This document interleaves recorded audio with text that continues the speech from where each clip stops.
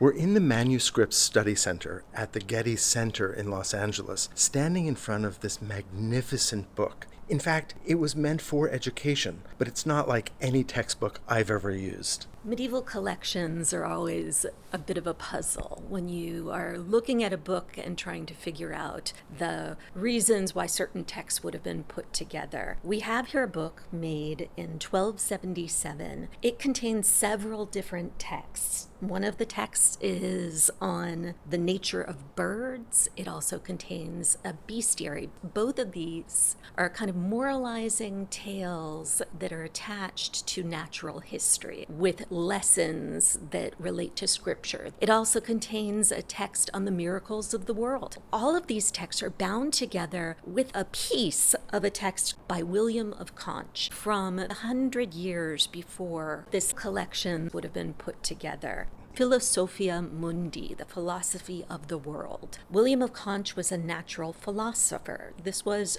to say he was a medieval scientist. Natural philosophy was the study of the known world, including things on Earth and in the cosmos. But William of Conches was also interested in the things that we can't see. He's combining ancient Greek philosophy with more contemporary observations, all under the umbrella of Christianity. But what we have to remember is underlying the beautiful lapis, the gold, is a diagrammatic language that was used by natural philosophers to express the complexities of the universe. They dealt in diagrams. The world and the universe were conceived of as spherical. What we see on the page is an earth-centered universe. The silver circle on the center of the page is the earth, and then what we see surrounding it are images of the moon. So what we are seeing is a kind of time lapse of the cycles of the moon. And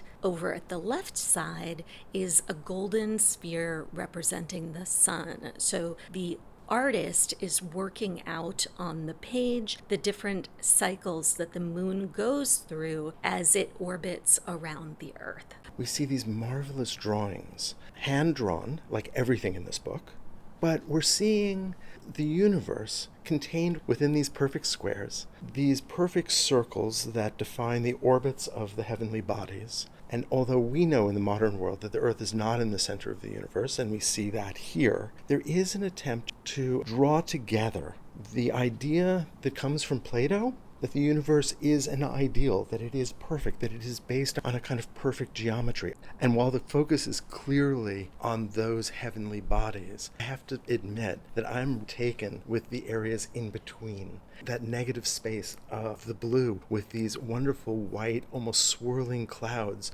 and then that dusty rose that frames the circle, which is both decorative but also prompts us to wonder what is there. Plato in the Timaeus outlined the principles of the ordered universe that had been organized by a divine craftsman. So what this later illuminator has done with William's writings, you can see some of that energy that is linking the universe represented in these sort of pulsating pink swirls of energy. We've turned the page.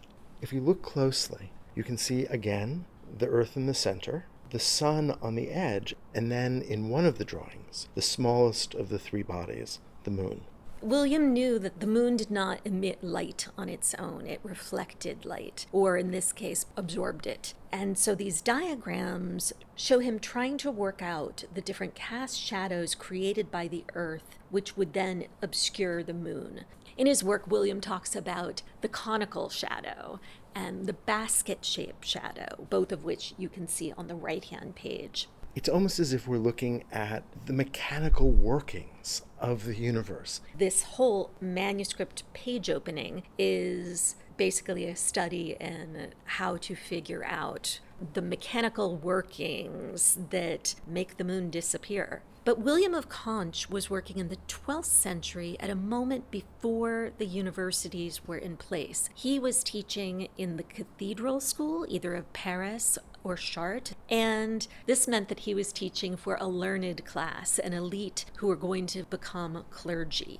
So in the 12th century, the curriculum for natural philosophy had not been solidified, and William has only certain segments of Plato's Timaeus that had been translated in the West, and those were the parts that dealt with the cosmos. So William writes with a somewhat arrogant tone about the fact that he is reading the writings of Constantine the African. Constantine was a doctor working at the University of Salerno. Constantine's writings were not widely circulating at this moment, and yet William makes a very distinct point that he is reading them while others are not. So little bits of learning from the Islamic world are filtering into Europe, but not the way that the landslide of new Arabic texts come into Europe in the 13th century.